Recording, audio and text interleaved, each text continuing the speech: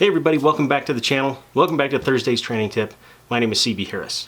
So today on Thursday's Training Tip, I'm going to give you guys 5 lessons learned from a class that recently finished up where I work.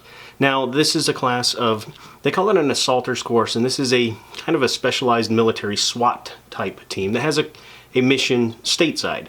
So they just finished a 6-week course, and I want to give you guys 5 lessons that were learned during this course by myself and hopefully the students as well. And hopefully you guys can learn from this as well.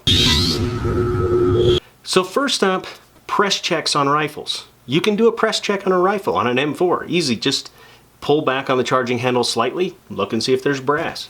Now, if you're charging it for the first time, this works. Now it's not going to let you know that you may have a failure to extract, but that's a whole different story. We're talking about when you're loading up for the first time, you can do that press check, and trust me, if you, in the heat of things, you pull the trigger and hear click, it's not a very good feeling.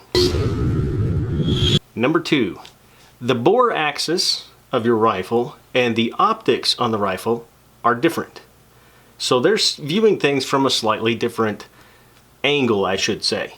So sometimes when your optics look clear, the muzzle might not be clear of, say, a concrete wall or something like that. Also a very important lesson learned, and something that you should always remember. Know what you're shooting at, and not what your optics are seeing. Know what your rifle is pointing at as well. Number 3, moving and shooting. Moving and shooting sounds cool, and we see the guys doing 3-gun competition doing it all the time, and guys playing, like Call of Duty. Yeah, it works great on there. If you're moving and shooting at the same time, your accuracy probably is going to stink, unless you practice it a lot. And I don't mean just, getting out there and trying it every once in a while. I mean you need to practice it a lot if you're going to be any good at it. So, it's great for the video games, but in real life, stop and shoot or do a lot more practice. Number 4, do something.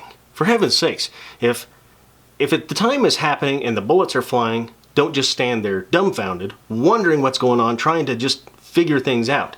Do something. Now, sometimes what you're doing might be a poor decision, but at least you're doing something.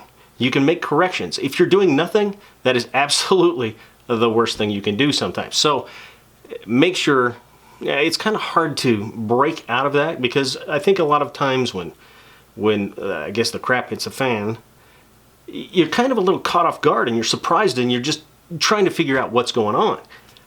Do your best. Try not to get stuck in that just standing around doing nothing.